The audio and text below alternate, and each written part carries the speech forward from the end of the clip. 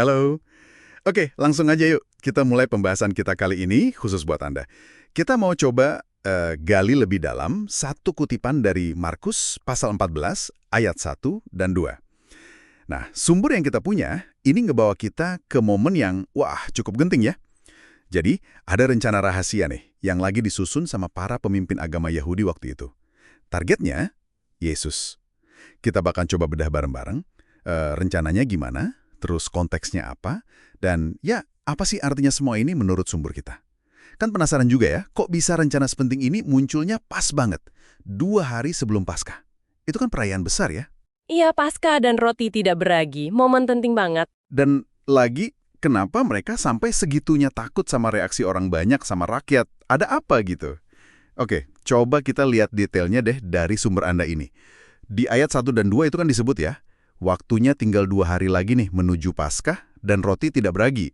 Nah, pas momen inilah, para imam kepala ini kan pemimpin tertinggi urusan bait Allah ya, sama ahli Taurat, pakar hukum Yahudi. Betul, mereka itu figur otoritas penting. Mereka mulai istilahnya cari akal gitu. Sumber ini bilang, mereka cari cara buat nangkep Yesus pakai tipu muslihat. Tipu muslihat, kata yang menarik. Tujuannya jelas, buat ngebunuh Yesus. Terus mereka sampai sepakat, jangan pas perayaan deh, nanti rakyat bisa ribut. Sumber ini kayaknya mau nunjukin kalau cara licik ini sebenarnya ngasih lihat apa sih yang ada di hati mereka. Iya, betul sekali. Kalau kita coba pakai kerangka 5W1H dari sumber ini, polanya jadi kelihatan jelas banget. Siapanya? Ya tadi, imam kepala sama ahli Taurat. Terus apa? Mereka merencanakan pembunuhan Yesus. Kapan? Nah ini, 2 hari sebelum Paskah. Krusial waktunya. Terus, mengapa? Nah ini inti masalahnya menurut sumber Anda. Otoritas keagamaan mereka itu rasanya kayak terancam gitu loh. Yesus kan sering ngomongin soal kemunafikan mereka. Jadi ini bukan soal benar atau salah lagi buat mereka. Oh, jadi lebih ke mempertahankan posisi ya, bukan soal ajaran. Persis, lebih ke mempertahankan kekuasaan, status quo. Terus bagaimana caranya? Yaitu tadi, pakai tipu muslihat. Istilah yang dipakai sumber ini buat gambarin cara yang licik, nggak terang-terangan, mungkin sembunyi-sembunyi gitu ya. Karena takut reaksi publik itu tadi ya. Iya, takut banget. Nah, analisis dalam sumber ini ngelihat ini sebagai tanda adanya semacam pembusukan spiritual gitu. Kekuasaan jadi lebih penting dari kebenaran itu sendiri. Wah, dalam ya. Konteksnya juga bikin ini makin kerasa ironis ya. Kan persis sebelum ayat ini, di Markus 13 itu, Yesus baru aja ngomongin soal akhir zaman, terus ngingetin buat berjaga-jaga. Iya, peringatan penting itu. Terus, habis ayat 1 dan 2 ini, ceritanya langsung lompat ke Markus 4 ayat 3-9 soal perempuan yang ngurapin Yesus. Yang oleh Yesus sendiri dibilang itu sebagai persiapan penguburannya. Kontras banget kan? Kontras sekali. Di satu sisi, para pemimpin agama lagi sibuk nyusun rencana licik buat ngebunuh. Di sisi lain, Yesus justru lagi bisa dibilang dipersiapkan untuk kematiannya. Sumber yang Anda kasih ini memang menyoroti ironi tajamnya di situ. Tapi ngomong-ngomong soal takut reaksi publik, seberapa besar sih emang pengaruh opini publik waktu itu ya? Sumbernya ada nyinggung nggak? Sumber ini nggak ngasih angka pasti ya seberapa kuat opini publiknya. Tapi penekanan pada rasa takut para pemimpin itu tuh nunjukin kalau Yesus ini punya dukungan massa yang lumayan gede loh. Cukup buat bikin elit agama mikir 2 kali sebelum bertindak terang-terangan.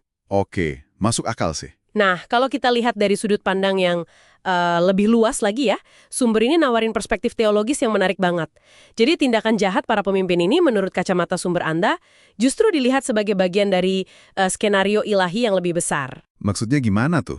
Ini dihubung-hubungin sama nubuat-nubuat lama. Contohnya dari kitab Yesaya pasal 53, yang ngegambarin soal penderitaan hamba Tuhan. Nah, disinilah konsep kedaulatan Allah itu masuk. Jadi ada keyakinan, menurut sumber ini ya, bahwa Tuhan itu tetap pegang kendali penuh. Bahkan bisa memakai niat buruk manusia sekalipun untuk menggenapi rencana keselamatannya. Gitu. Wow, jadi kejahatan manusia malah jadi bagian dari rencana Tuhan. Begitulah perspektif sumber ini. Ini juga nyambung ke konsep penyelenggaraan ilahi atau providence. Bagaimana Tuhan itu menata alur peristiwa gitu.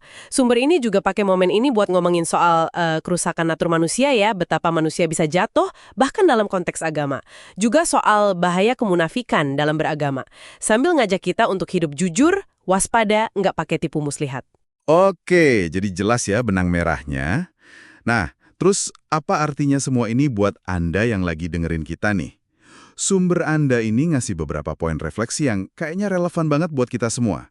Pertama, mungkin kita diingatkan jangan kaget gitu loh kalau ajaran kebenaran Kristus itu kadang ditolak. Bahkan penolakannya bisa datang dari pihak-pihak yang kelihatannya, wah, sangat agamis. Iya, itu bisa terjadi. Kedua, ada semacam panggilan gitu ya, untuk kita tetap setia, walaupun mungkin ada tantangan atau perlawanan. Betul, kesetiaan itu penting. Ketiga, ini kayak pengingat buat kita semua, buat Anda juga, untuk selalu cek niat hati kita, supaya iman kita itu bukan cuma, formalitas atau ritual aja, tapi benar-benar dari hati. Periksa motivasi ya? Iya, dan yang terakhir nih, sumber ini kayaknya ngajak kita buat percaya sama kendali Tuhan, kedaulatannya itu tadi. Jadi dalam situasi sesulit apapun, dia itu tetap bekerja untuk tujuan baiknya. Itu sih pesan yang saya tangkap. Iya, diringkas dengan baik. Jadi intinya kita melihat gimana sumber ini mengupas satu rencana jahat yang didorong rasa takut kehilangan kuasa. Tapi di saat yang sama, dari kacamata teologis sumber ini, itu dilihat sebagai bagian yang nggak terpisahkan dari rencana Tuhan yang lebih agung. Oke, nah sebagai penutup nih, kita mau tinggalkan satu pertanyaan reflektif dari sumber Anda untuk Anda renungkan. Pertanyaannya gini, dalam tindakan dan perkataan Anda sehari-hari, pribadi siapa yang sesungguhnya sedang Anda cerminkan? Pertanyaan yang dalam itu. Iya kan? Sesuatu buat kita pikirkan bareng-bareng. Yuk, terus gali makna bersama kami di lain waktu.